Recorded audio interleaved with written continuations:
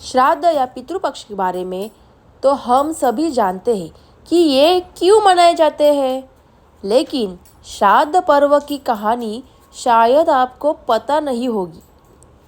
आज हम आपको श्राद्ध की कथाएं बताने जा रहे हैं।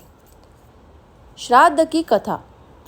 पुराणों के अनुसार जोगे तथा भोगे दो भाई थे। जोगे धनी था और भोगे निर्धर। दोनों में अनंत प्रेम था। जोगे की पत्नी को धन का घमंड था, लेकिन भोगे को पत्नी सरल हृदय की थी। पितृपक्ष के आने पर जोगे की पत्नी ने उससे पितरों का श्राद्ध करने के लिए कहा, तो जोगे इसे बेकार का काम समझकर टालने लगा। लेकिन उसकी पत्नी जानती थी कि यदि ऐसा नहीं किया तो लोग बातें बताएंगे। साथ ही उसे अपने मायके वालों को दावत पर बुलाने और अपनी अमीरी दिखाने का यह सही अवसर लगा। अंत में वो बोली, आप मेरी परेशानी की वजह से ऐसा कर रहे हैं, तो ये सहायता के लिए भोगे की पत्नी को बुला लूँगी। दोनों मिलकर सारा काम कर लेंगे। फिर उसने जोगे को अपने मायके न्योता देने के लिए भेजा। दूसरे दिन उसके बुलाने पर सुबह सवेरे ही भोगे की पत्नी आकर काम में लग गई। उसने भोजन तैयार किया, अनेक तरह के पकवान बनाए। फिर सभी काम खत्म कर अपने घर आ गई। उसे भी अपने घर पर पितरों का श्राद्ध तर्पण करना था। इस मौके पर जोगे की पत्नी ने उसे नहीं रोका और ना वह रुकी। दोपहर के समय पितर भूमि पर उतरे।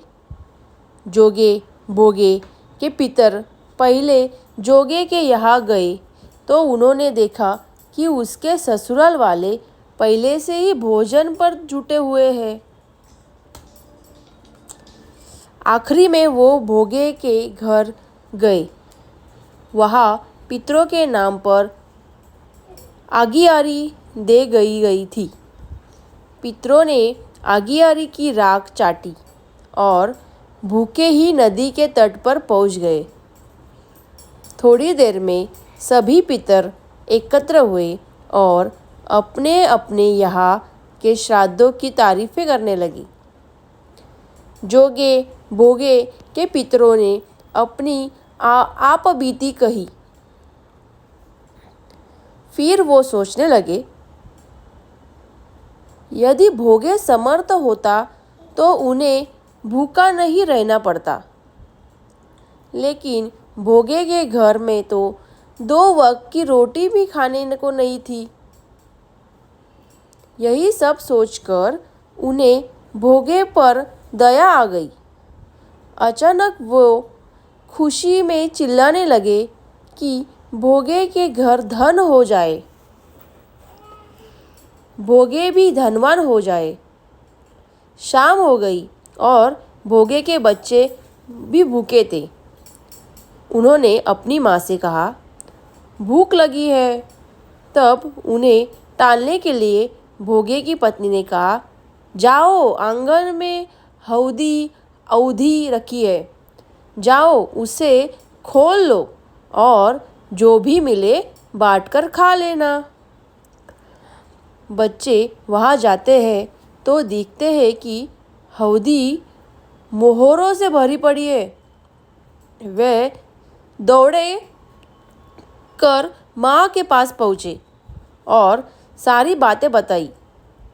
आंगन में जब भोगे की पत्नी ने यह सब देखा तो वह भी हैरान हो गई। इस तरह भोगे भी धनवान हो गया। धन पाकर वह कभी घमंडी नहीं हुआ। अगले साल का पितृपक्ष आ गया।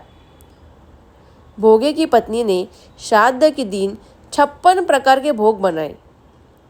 ब्राह्मणों को अपने घर बुलाकर श्राद्ध किया। भोजन कराया और दक्षिणा दी। सोने चांदी के बर्तनों में जेठ जेठानी को भोजन कराया। इससे पितर बहुत प्रसन्न और तृप्त हो गए।